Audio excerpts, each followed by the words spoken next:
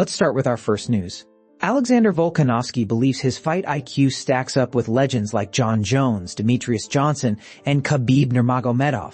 He said, "If it was a pound-for-pound sort of thing, I would have loved to test myself against the fight IQs of Jon Jones and Demetrius Johnson.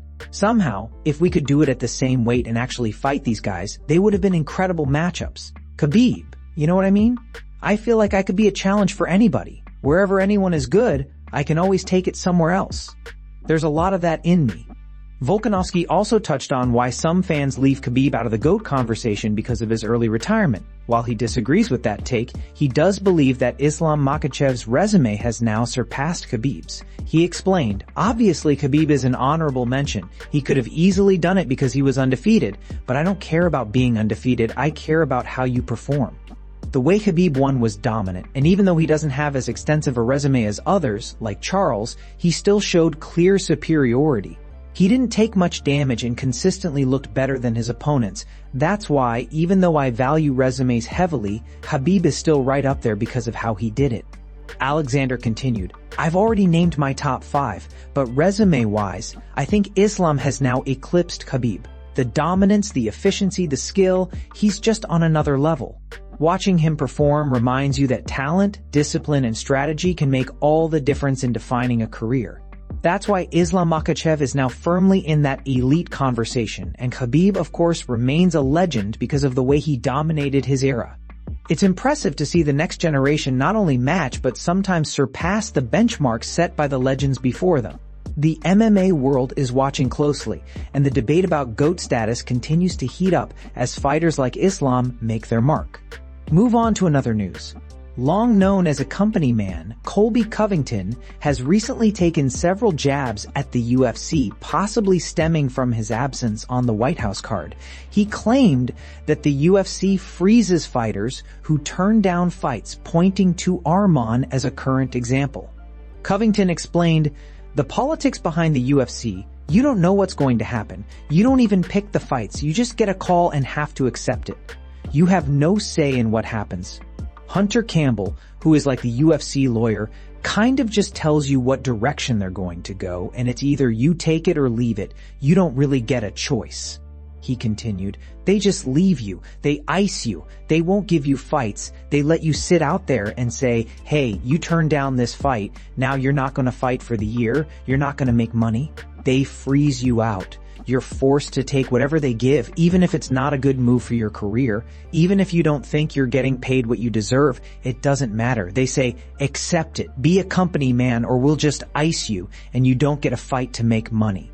Colby added that Arman is currently being iced because he pulled out of the title fight on the week of the event while the UFC was selling the pay-per-view.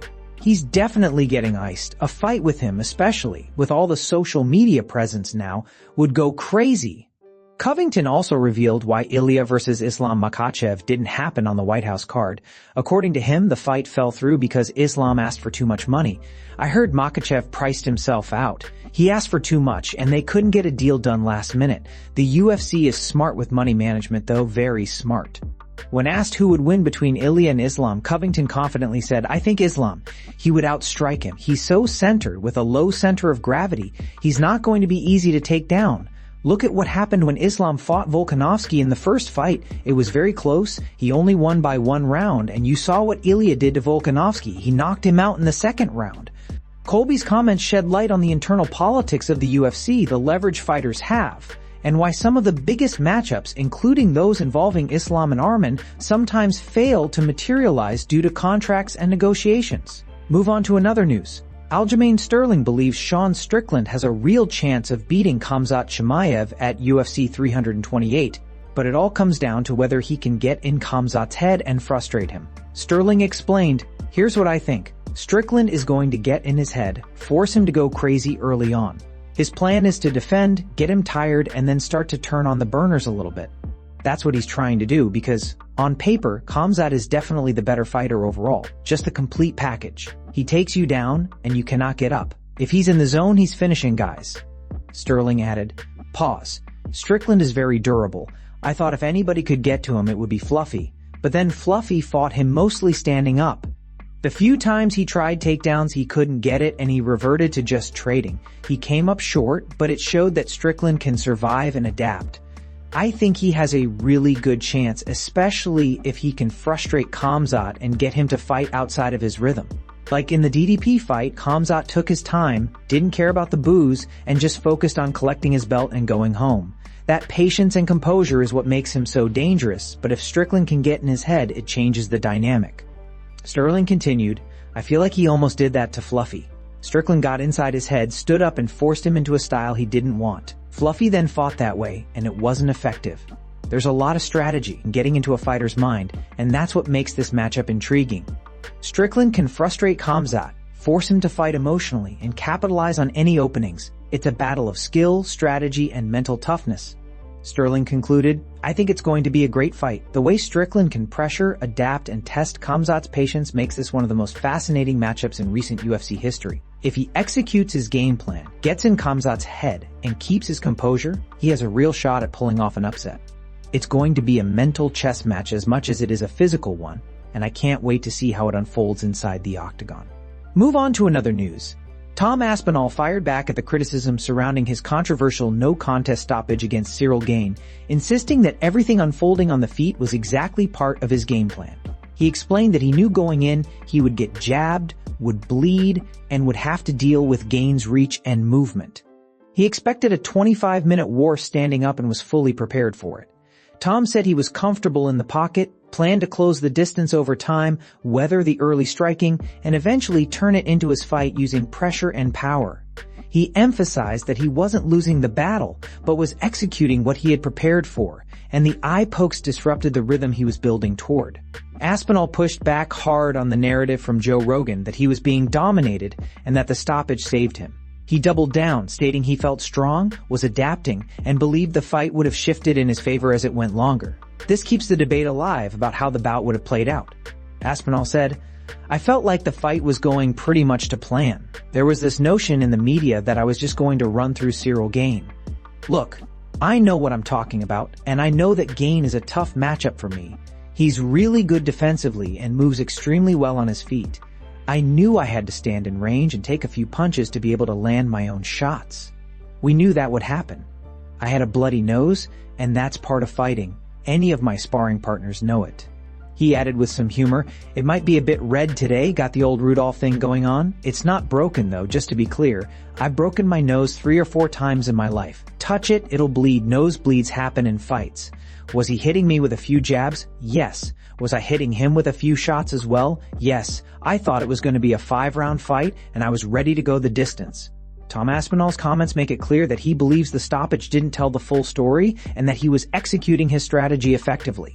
He remains confident in his approach, showing that he's mentally and physically prepared for high-level competition, and that any disruption, like the eye pokes, was only a minor obstacle in what he expected to be a long strategic battle.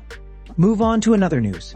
Dustin Poirier appeared on the Joe Rogan Experience and shared his thoughts on Justin Gae's matchup against Ilia Topuria. He said, that dude, I love Justin. I'm a fan, but I don't like this matchup for him. Well, you know what? Justin knows what he's getting into, and it's hard to count that dude out. He's such an animal. Yeah, he can land the shot, and it's in the White House. Who knows what's going to happen, but that dude has the touch of death. The conversation then shifted to UFC fighter pay, and Joe Rogan made his stance clear. He explained why he believes fighters deserve to get paid more. Joe said, there's a lot of discussion about fighter pay. I've always been of the opinion that fighters should be making more money, period. It's the same way I run my comedy club. Comedians make 80% of the money because they're the reason people are there. We make plenty with drinks and the remaining 20% of ticket sales. It's enough. If there are no comedians, no one's coming. People aren't paying just to sit there, they're paying to see someone's work. Joe continued, it's exactly the same with fighting. People are paying to see the fighters. Without them, there's no show. Without the comedians, there's no show. The big issue with fighter pay isn't just the amount, it's the percentages. When you look at other major organizations like the NFL or NBA, the percentages are vastly different. It's not fair. Fighters are putting their health and careers on the line, performing for fans, and they should get compensated proportionally. The way it stands now, it doesn't reflect the value they bring to the organization. He added, it's about recognizing who actually drives the event.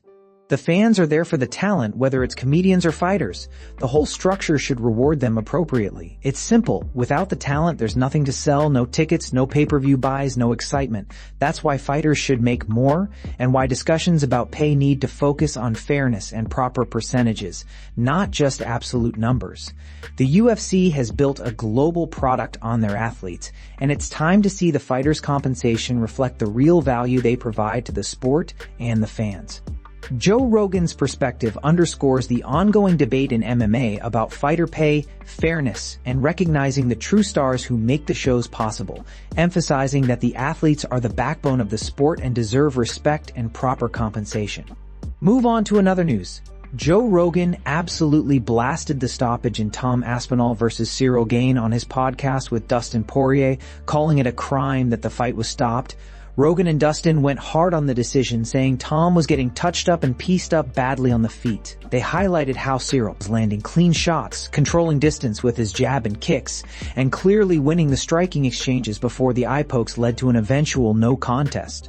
Rogan argued the fight should have continued, doubling down that Aspinall was losing the stand-up battle and that the stoppage robbed fans of seeing how it truly played out. Dustin agreed, noting that Tom looked outmatched on the feet and that the fight was stopped too soon. Rogan said, "It is a crime in the sport that fight with Aspinall got stopped. That fight was playing out in a very interesting direction because Aspinall was having a really hard time touching that guy. He was bleeding, he was getting busted up, he was getting touched up a lot. Cyril's jab is legit. That's what I was most excited for. I wanted to see Tom have to come back, lose a round, and recover. I've never seen him in that position." He continued, "The real challenge for Aspinall is in the grappling. He's a Brazilian Jiu-Jitsu black belt, big, fast, and explosive with a power double. But when he's standing and trading with Cyril Gane, this was the first time he faced someone so agile, quick, and technical. Gane was doing a lot of sneaky work. One thing he does is keep his hand low and then pop that jab out. You never know where it's coming from. He does a lot of weird movements with his front leg too, and he's quick for his size. Tom was really challenged on the feet, and that's why the stoppage is so controversial." Rogan's commentary reignited debate in the MMA world as fans and analysts remain split on the fight. Many acknowledged the bout was close, but Rogan's breakdown emphasized that Cyril's striking dominance and technical skills clearly put Aspinall on the back foot. Rogan's perspective highlighted the nuances of high-level MMA, showing how a fighter like Aspinall can be highly skilled yet still struggle against a uniquely technical opponent like Cyril Gane. The discussion underscores the ongoing tension between fighter preparation, in-fight performance, and the impact of stoppages on the sport's narrative, leaving fans debating what could have happened had the fight continued. Move on to another news. Carlos Prates is making waves with a strong prediction, saying that Ian Gary is the fighter who deserves the next shot at Islam Makhachev and the one who actually has a legitimate chance to pull off the upset and take the welterweight throne. In a recent interview, Carlos said that if he had to pick one, he would still lean toward Makhachev winning due to his elite wrestling and control, but he made it clear that he believes Gary can absolutely do it. He praised Ian's striking, movement, and overall improvements, especially after his recent wins over Bilal Muhammad and JDM himself, and believes Gary's style could exploit openings if he keeps it standing and avoids prolonged ground time. Prates also revealed extra motivation for the matchup. Ian has promised that once he wins the belt, he'll rematch Carlos, and that promise keeps Prates locked in. He wants to see Gary get the title shot, win it, and then run it back so he can get his own crack at gold. With MMA reports split on whether Gary or Michael Morales gets the call next, this adds more fuel to the welterweight title debate, especially as Islam's next defense remains in limbo amid injury rumors and negotiation drama. Carlos explained, "So Ian is obviously pushing hard for this, especially with the card shuffled again. Do I think Ian can beat him? It's hard, but I think he has the style and skills that could help him overcome Islam. He has the right tools to challenge him, especially standing and keeping the fight where he wants it." When asked who he would pick in the fight, Prates said, "If I need to bet my money, of course, Makhachev is the favorite. But ultimately, I really want Ian to get the belt. And then we do a rematch here in Brazil for the title. That fight would mean a lot. I have history with Ian, he has the win over me, but Islam has been incredible as well. The revenge against Ian would mean even more personally, so that's what I'm focused on." Seeing Ian win and then having a chance to face him again for the belt, that's the ultimate scenario. Carlos Prates' comments highlight the intense anticipation for the next welterweight title shot, the tactical challenge that Gary presents, and the personal stakes involved in a potential rematch. His prediction keeps fans engaged, emphasizing the combination of elite skill, strategy, and motivation that will define the next chapter in this highly competitive division.